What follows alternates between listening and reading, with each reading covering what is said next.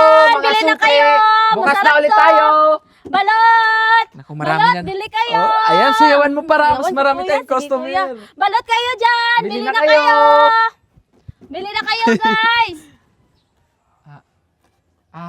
Bili ka ng balot, Abi. Ay, naku, Abi. Tingnan mo Masarap tong to. balot namin. Oo. Sobrang init pa, oh. Ayan, oh. Masarap yan.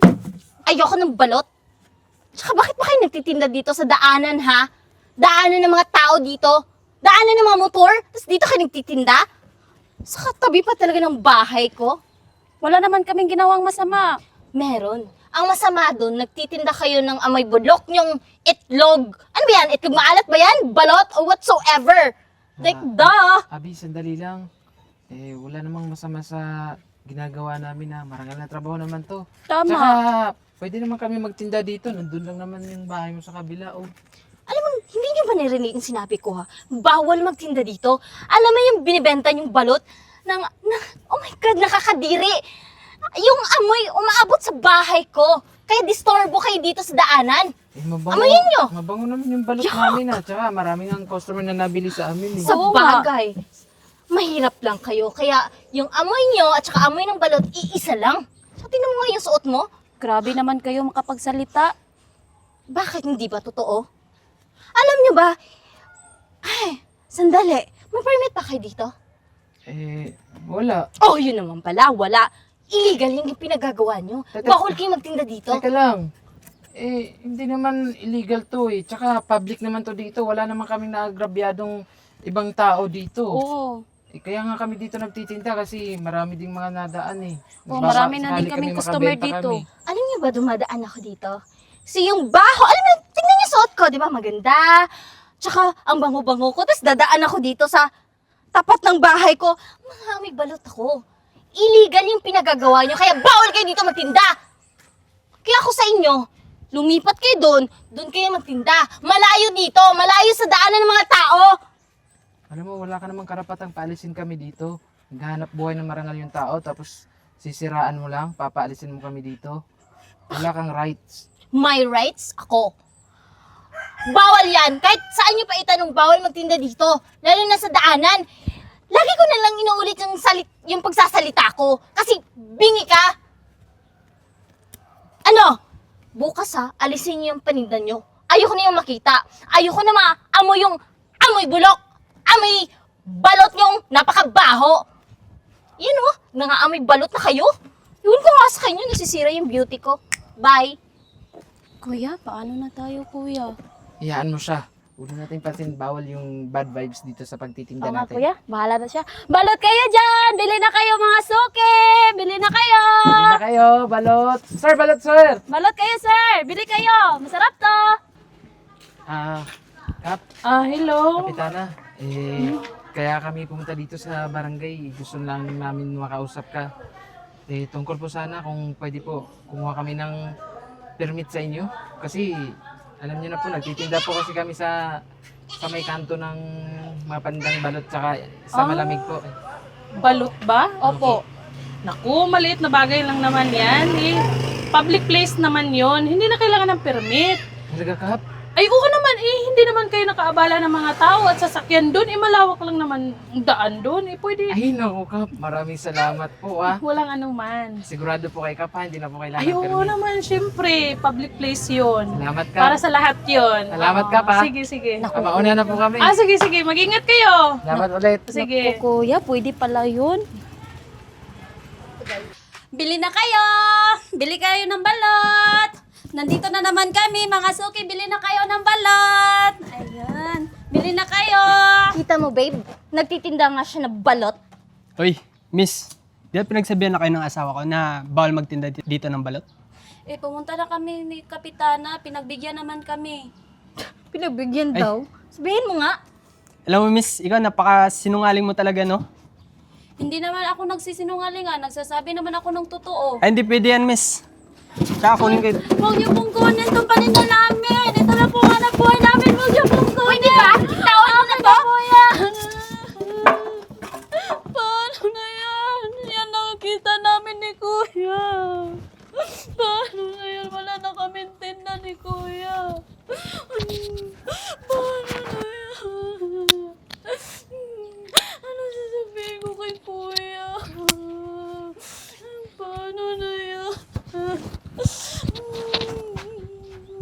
Teka.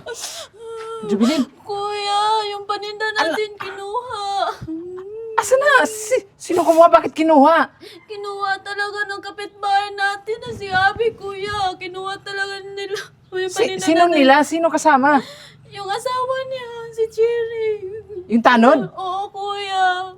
Teka, dapat sinabi mo na pwede tayong magtinda dito. Oh, pinagsabihan ko na sila, kuya, pero kinuha pa rin nila, kuya. Kinuha ng pwesahan. Paano na yan, kuya? Baka wala hiya nila. Mali yung ginawa nila, ha? Hindi tama yun. Wala yun sa usapan na pwede nilang kunin yung mga paninda natin dito. Paano na yan, kuya? Wala na tayo ibang pagkakitaan. Alam mo, kakausapin nga natin si Kap. Halika, saman mo ko. Tara, kuya. Halika na. Kapitana. Anong nangyari? Parang, Meron sana kaming i-report sa inyo. Yung mga paninda po kasi namin, kinuha po ng tanod ninyo tsaka si Abby. Wala pong permiso na galing sa amin. Basta-basta na lang po kinuha yung mga paninda namin. Sinasabi nila na bawal daw po talaga. Sinabi nga po namin na pinagbigyan nyo kami. Kaso ayaw po nila maniwala. kalma lang, kalma. Sino ba yung tinutukoy mo, si Jeric ba? Opo, yung, di ba asawa po niya si Abby? Sila po dalawa. Sila po yung pumunta doon sa peso namin tapos kinuha po yung mga paninda namin. Sige, ito na lang ha. Huwag kayong mag-alala. Aaksyonan ko to. Kakausapin ko yung tanod ko para hindi naman tama niya yung pinaggagawa niya. Sisiguraduhin ko na lang na mawawalan siya ng trabaho. Ako, Kap, maraming salamat po Maraming salamat, ka. Walang anuman. Hindi po pwede na, hindi po managot yung tanod na yun. Naturingan pa namang barangay tanod siya, tapos siya pa yung gumawa ng gulo dun sa pwesto namin. Maraming salamat po talaga, Kap. Walang anuman. Sige, ako na bahala ha. Sige, Kap. Maraming salamat, ka. Hindi na namin alam, Kap, kung paano kami ulit makapagsimula nito. Kinuha nila yung paninda namin eh. Wala na kami. Natira. Basta, Kap, sana mapanagot yung mga may kasalanan may gumawa nito. Sige, sige. Ako bahala. Ha? Salamat, Kap, ha. Sige. Mag-ingat kayo. Tara na, kuya. Hindi naman tama niya yung pinaggagawa niya. Wala naman siyang karapatan doon. Kuya, paano na yung mga paninda natin? Yan mo na. Tsaka, di ba, may naitabi pa naman tayong savings. Oo, kuya. Eh di, yun na lang yung gagamitin natin para magsimula ulit tayo. Alam mo, may naisip ako. Ano yun, Lutong kuya? ulam Hoy! naman. Kayong dalawa, anong pinagsasabi niyo sa kapitan ha? Alam niyo ba na tinanggal ang kapitan yung asawa ko? Dapat lang yun sa asawa mo. Ano dapat lang? Dapat lang natanggalin yung asawa Oo! ko? Tama lang yun. Kasi mga pakialamero at pakialamera kayo eh. Kalamera dun. Yung mali naman talaga magtinda kayo Mali, ng balot. pinayagan na kami ni Kapitana. Kayo itong masyadong nangingialam. Ang ayos-ayos ng trabaho namin, tapos pakikialaman nyo kami. Ano bang dahilan nyo? Ha?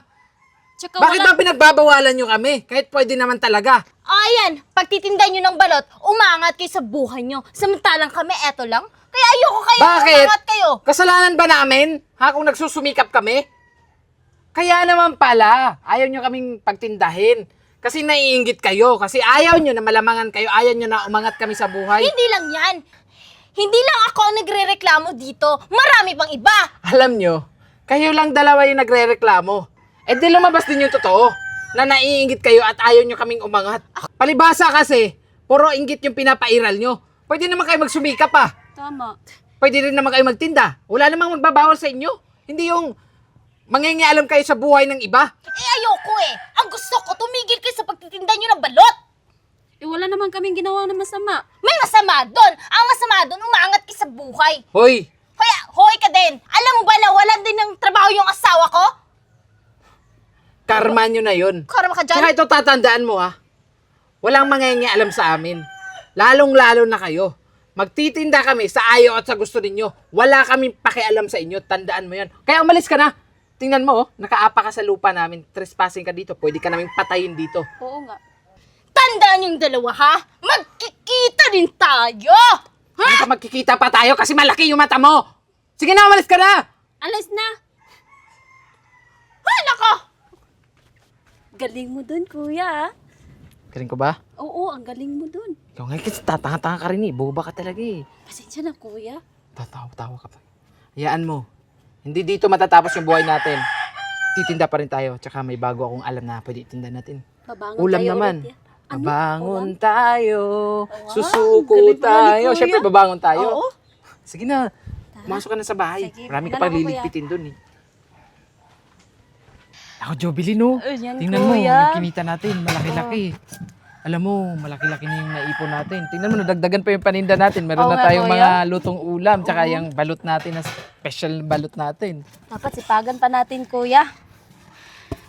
Jay, Jovelyn. Ang ginagawa mo dito, Abi? Oo nga, anong ginagawa mo dito? Nandito ako kasi yung asawa ko na-stroke eh. Alam niyo naman, wala nang trabaho kaya nandito ako para sana humingi ng tulong. Bakit dito kayo lumapit sa amin? Parang walang nangyari ah. Tsaka ulam ba to? Pwede bang mangutang ako ng ulam? Wala na din kami makain eh. Eh, kawawa pala kayo eh. Alam mo, sa tingin mo ba, bibigyan ka namin? Alam mo, kung maayos lang sana yung pakikitungo nyo sa amin, hindi kami magdadalawang isip na tulungan kayo eh. Oo nga. Jovelyn, Jay, gutom na kasi ako. Tsaka yung asawa ko, wala talaga kaming makain. Pwede ba kahit tira-tira na lang? Tsaka manghihiram din sana ako ng pera. Alam mo, Abi, meron kaming pera, pero hindi namin ipapahiram sa inyo. Dahil wala kaming tiwala sa inyo. Babayaran naman namin para lang talaga sa asawa ko. Para may pambili kami ng gamot. Tapos ngayon, nagmamakaawa ka sa amin. Samantalang dati, di ba, pinapaalis mo nga kami dito. Jovelyn. Oo nga. Awa ka naman sa akin, Jay. Parang wala naman tayong pinagsamahan yan. Sige na naman oh. Pahiramin yun ako ng kahit 1,000 lang. Alam mo, Saka, Abi, kung hindi sana nagsumikap na lang kayo, trabaho na maayos, nagtinda. Kasi wala namang masama dito eh. Ginaya nyo lang sana kami, hindi nyo pinairal yung inggit nyo. Sige na, Jay. Oo nga. Mainit na eh. Mangingitim na ako neto. Alam mo, wala kang mapapala sa amin, wala kaming pera ibibigay sa'yo. Pero Kasi- huwag ka mag-alala, mabait naman kami. Ito na lang yung ibibigay namin. Bigyan mo lang ng balot, kuya. Ayan o, para sa'yo yan. Saka pasensya ka na ha. Yung pera kasi namin hindi pinapahiram sa mga Jay, taong may kagaya nyo stroke eh. yung asawa ko. Lalong magkakastroke talaga neto yung asawa ko. Alam mo, Ganun yung kalma mo binigay yan. niyo. Alam mo, pasensya ka na talaga, Abi. Pero wala kaming mapapahiram sa inyo. Hayaan nyo, kapag nagbago yung isip namin, papahiram kami. Pwede Pero sa ba ngayon, ito pwede na ba lang? umalis ka na? Ito na lang yung dalhin ko kaysa sa balot. Pwede ba umalis ka na? Baka gusto mo, ipabarangay ka pa namin. Ayan, Jovelyn. Yan yung mga napapala ng mga taong pinapairal yung inggit. Hindi yung nagtrabaho na lang. Oo nga, kuya. Kaya ikaw ha, wag na wag mong gagayahin yung ganung ugali. Oo, kuya. Hindi talaga. Pagpatuloy mo yung pagiging masipag mo. Ikaw rin, kuya. Siyempre naman, sayo ka nga ng Brazilian dance dyan. Hindi ako marunong. Sige na, dali na. Parang may customer tayo. Ganito ba, kuya? Hindi, yan yung ganun-ganun. Turuan mo nga ako, sige, kuya. Paano sayo. 1, sumayaw? 2, 3, go. 1, 2, 3.